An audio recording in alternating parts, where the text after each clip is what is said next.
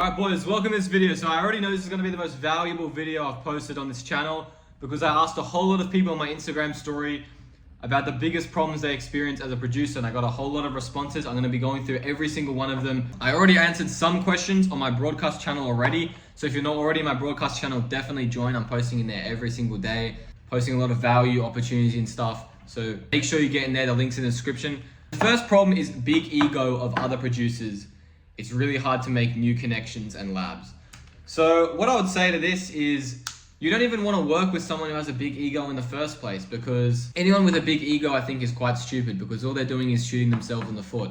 Maybe they already have a few placements, but the thing is, people who have a big ego, people who don't respond to people who take too long to respond to messages, people who don't try as hard as they used to, they're eventually gonna fall off. Maybe they're on right now, but eventually, their career trajectory isn't going to get better as their ego gets bigger. That's just the reality. So what I would say for that is you don't even want to work with these people in the first place.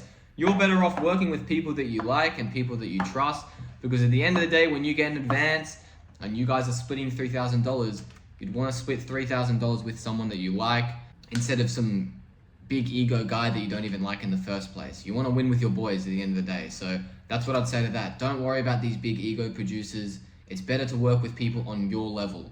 And if there are people on your level with a big ego, then they're just fucking stupid. The next one is getting beat sales. So to get beat sales, you need two things. You need traffic and you need a good product. So I'm going to assume that you've already got a good product. A good product would be you've got good beats in this case.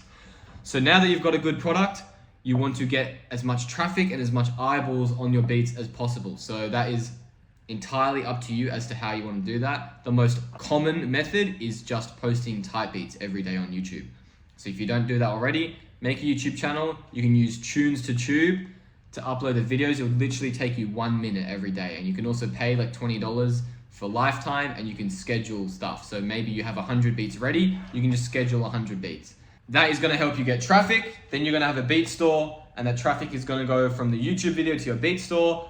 Then you're just going to see yourself getting sales. So that's one way to do it. You can also do it by posting Instagram Reels or TikToks. That's entirely up to you. But yeah, you need traffic and a good product to get beat sales. Okay, next question, getting songs to actually release. Now this is an interesting one, because I'm sure if you've been in the game for a while, you've had this problem. You've got a snippet with an artist and you get super hyped. You're like, oh my God, I got this song, but then it never came out. And it's actually the worst feeling. It is a super big problem. But what I would say is, that's completely out of your control. Unless you have a personal relationship with the artist and you're like, bro, trust me, drop this song instead of that song, put this one on the album instead of that one. It's out of your control, you can't control it. So what I would say to that is you're focusing on the wrong thing. Instead of focusing on something that you cannot control, focus on the things that you can control. Focus on the input. So focus on what you're doing day to day.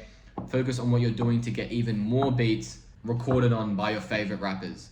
Focus on getting more sales, focusing on making more beats, on messaging more people, on sending more emails, on uploading on your YouTube channel. Whatever it might be, focus more on that. Focus on more what you can control, and don't worry too much about this stuff, because once you do focus on that, on the input, then the output will take care of itself. If you put 5 times 5 into a calculator, it's always going to equal 25, right? The input, it's cause and effect. That's what it is. So just focus on the cause instead of the effect, and you're going to see you'll get way more placements anyways. The next one is procrastination. If you're on my broadcast channel, you already know, I don't know how the fuck, why are you procrastinating? That's just my question. The more you procrastinate, the more you're just delaying making progress, the more you're delaying getting placements, the more you're delaying getting sales, the more you're delaying making money. So why would you procrastinate? It just makes no sense. It's the absolute opposite of what you should be doing. That's what I'll say. It's the absolute opposite of what you should be doing. If you really want to achieve something, you're not going to procrastinate. I don't even know what to say. It's just get started, just do stuff. Okay, what helps with me is I've got a whiteboard right here and I've written down the tasks I have to do for the day. Okay, it's currently 3 p.m. and I've still got a lot of tasks left to do. And I just tell myself I'm not going to go to sleep until I do the tasks. So with that sort of mantra, obviously I'm not going to procrastinate, because bro, I have to do these tasks. So maybe you can do that. Maybe that's a practical tip. But at the end of the day, it's do you want to fucking... Okay, let me put it this way. There's a person who's way worse than you at everything, but they're making more money and getting more sales because They don't procrastinate and you do. So it's like, do you want it bad enough or not? That's just what I'll say to that. Okay, so the next one is burnout. I always argue with my sister at the dinner table about burnout because she tries to always defend it. She's like, oh yeah, burnout's real. I'm like, burnout is not fucking real. She thinks I'm some weird conspiracy theorist, and I'm just like, you're just a bit dumb, right? Burnout is not real. It's not real. Unless you are working so hard that you're on the verge of death and you physically cannot stay awake any longer and you're about to die, you're not burnt out, all right? You're not a Formula One car. You can't get burnt out from sending too many emails or making too many beats. It's impossible, okay? I will grant the fact that creative burnout is a thing, okay? I'm not dismissing that at all. I do understand that's true. Sometimes you do run out of creative energy and you genuinely cannot make a beat or a loop to save your life. In that case, however long it takes that you need, take that break. That's completely fine. But in that time that you take a break, make sure you're doing something else related to your producing career, okay? You don't need creative energy to message 100 people a day and try and sell them beats on your DMs. You don't need creative energy to make a reel or to make a TikTok or to send out emails, right? So there's always something to be doing. And the reason why I absolutely hate the word burnout is because I used to get burnt out 2 years ago and I would literally just spend a week doing nothing. I'd just fuck around with my friends and I'd lose an entire week of progress that I could have made because I just thought burnout was a thing. And really I could have been doing all these other things like I just mentioned. So yeah, super important. Burnout is not real. Unless you're, as I said, unless you are working so hard that you're about to die, you probably already have millions of dollars in your bank anyways, and then maybe burnout's real. But I don't think anybody answering these questions on my story is at that point. So that's what I'll say to that. Now, overthinking and overdoing. This is a really good one. This is something that I struggle with, and I'm sure you watching this video, maybe you struggle with this as well. Now, there's two different types of overthinking when you're a producer. I'll go through both of them. So we got the overthinking in general, which is like, I'm not sure if I'm good enough. I'm not sure about this. There's the overthinking in general, and then there's the overthinking when it comes to actually making the music, okay? So the first thing about overthinking in general is the reason why you're overthinking is because you're literally just not taking enough action. My favorite quote is do more, think less. It's not my quote, but it's my favorite quote. Do more, think less. I love this quote because you cannot be taking action, you cannot be doing and thinking at the same time. It's one or the other, okay? So you can either be taking action, you can be taking the strides towards achieving success as a producer, or you can be overthinking. And what good comes from overthinking? You're not gonna become a millionaire from thinking, are you? You're gonna become a millionaire from taking action, from doing things. So do more, think less. Another quote is action removes doubt. So if you're taking action, if you're doing a lot, then you're going to automatically remove doubt. And if you want even more proof of that, tomorrow work 16 hours in a day, do the most work you've ever done in your life, go to bed, and then do it again, and then do it again, and then ask yourself after a week if you're still gonna be overthinking and doubting yourself. Probably not, because you are working harder than other people, so obviously you're not gonna doubt yourself. The next thing is overthinking when it comes to loops. Now this is a bit more tricky. Overthinking when it comes to actually making music is a bit more tricky. What I would say is, if you've already got placements, if you've already got big producers using your stuff, if you've got big artists using your stuff, that is enough reason to completely stop overthinking, okay? Because that is proof that you're good enough, right? That's literally proof. You didn't get that placement, you didn't land on that album for no reason. That wasn't luck. Don't listen to the motherfuckers who say it's luck. It's not luck, okay? You're good enough. Like, there is a reason why that's there, okay? There's a reason why you got that song in the first place, so don't doubt yourself in regards to that. Maybe if you're not at the point where you've reached that yet, just make sure you're constantly analyzing your stuff and listening to other people's stuff who are more successful and just comparing them and being honest with yourself. Genuinely ask yourself, okay, is my stuff good enough now to get on the major albums? And you sort of just know once you're at that point. And once you are at that point, then you can eliminate any overthinking and then just do more and take more action. All right, not wanting to be a part of the cool producer corny gang. I have absolutely no idea what this is, so I can't comment on that. Next one, connection/attention/collab. So connections is just networking. I sort of answered that before. Attention, if you want attention, in my opinion, the best way you can do it is just by posting a lot of short form content. So post Instagram Reels and post TikTok. That's gonna bring you a whole lot of inbound leads. It's gonna bring a whole lot of people who are messaging you instead of you messaging them. and you can turn that attention into money in the future. So that's what I would do for that. And then collabs is also networking, which is just messaging people and offering them value. Okay, next one, time to make beats. So I understand that this is hard because a lot of people don't work producing as their full-time job. I'm lucky enough to do it as my full-time job, so I might have more time than you who go to school or you go to university. I'm not sure what your circumstance is. What I would say for this is use the time that you have available effectively. It sounds cliche, but it's true. If you come home from work or uni at 5 p.m., don't spend the rest of the night watching Netflix. Yeah, I don't even have to explain why that's just stupid. So use that available time that you have. Now, if you have opportunities come up, for example, there are still things you can do.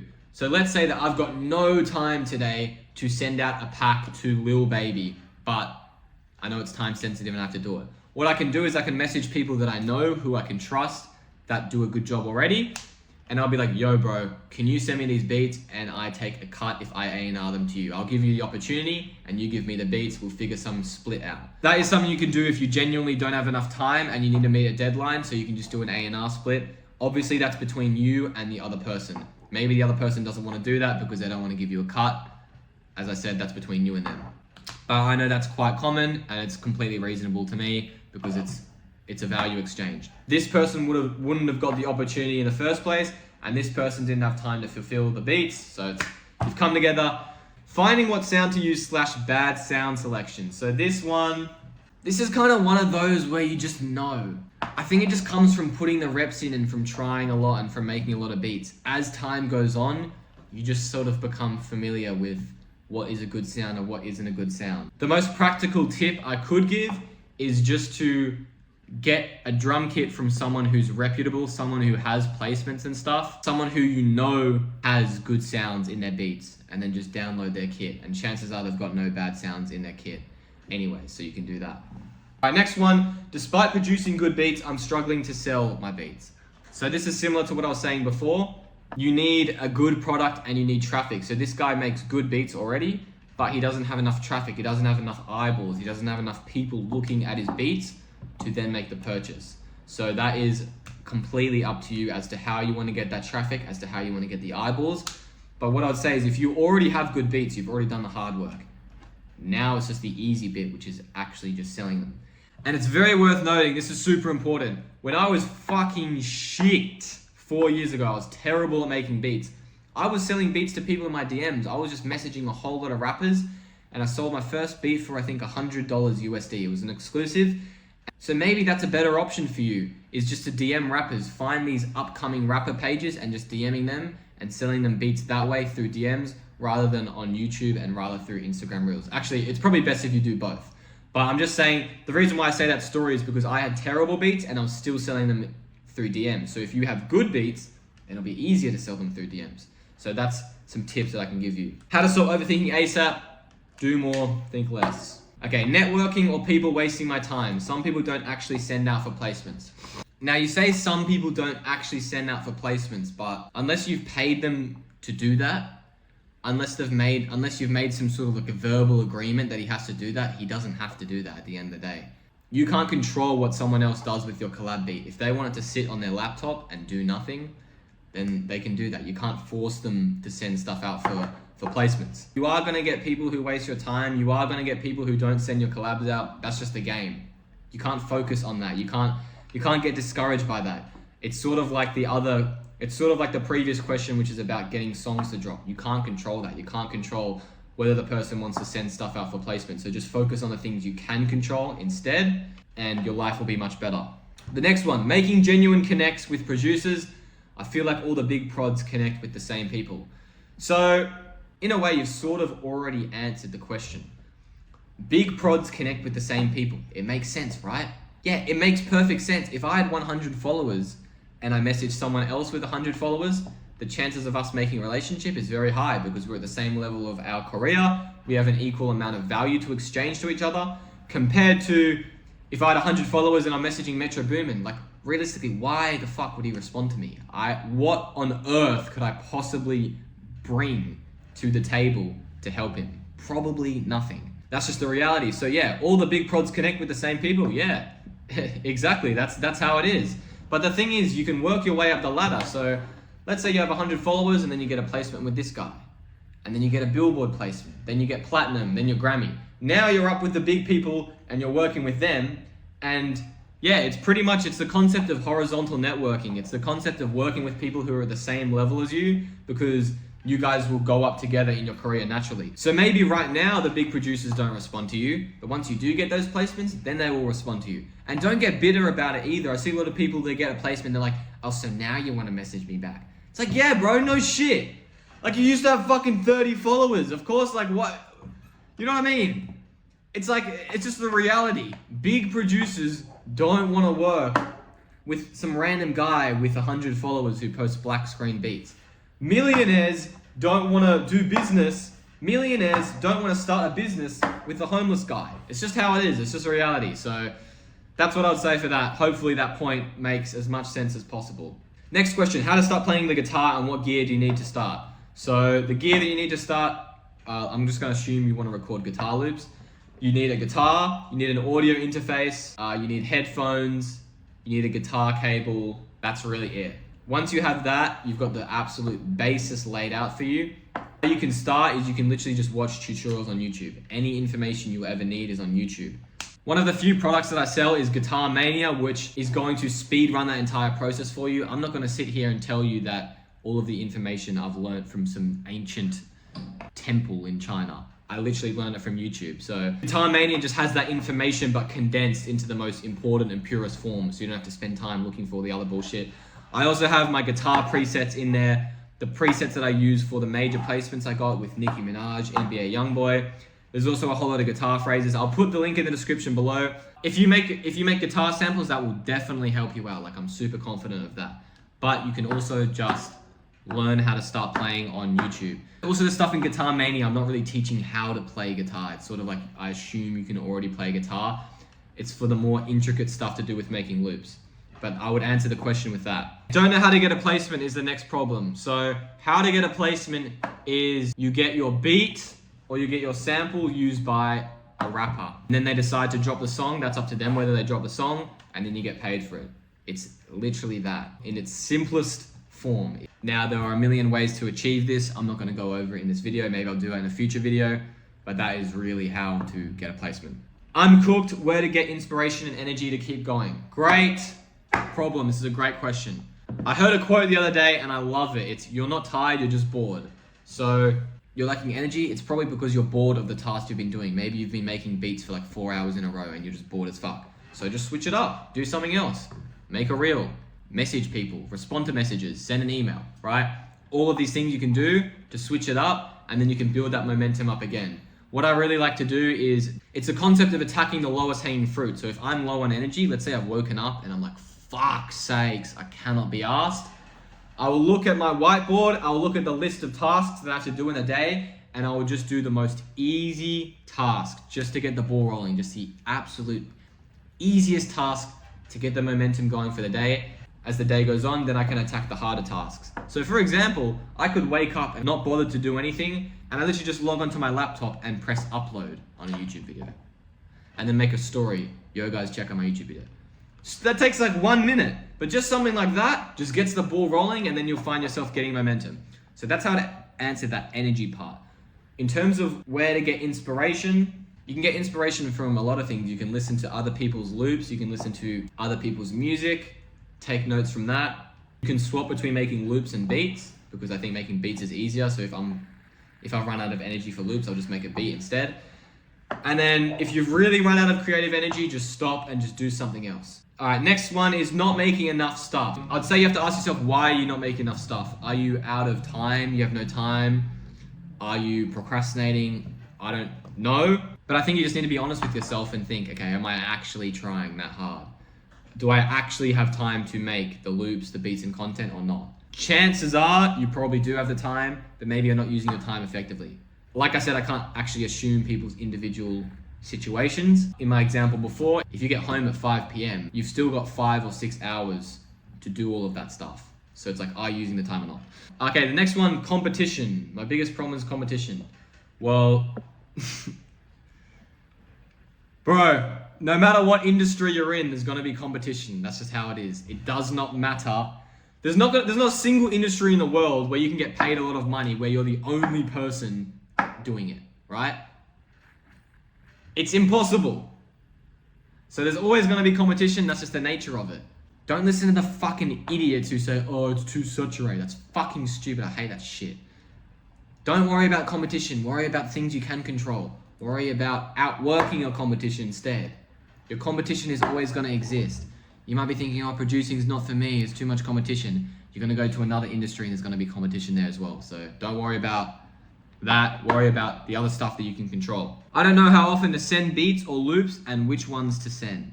Okay, either do it as much as possible or have like a weekly deadline. So for me, I aim to send loops once every week, like 6 loops. I also have phone numbers for producers who are more in the industry. And every time I make a loop, I'll just send it to them. I'll just text it to them. So that's a combination of as much as possible and then also a deadline, so a week. Make your deadline as small as possible.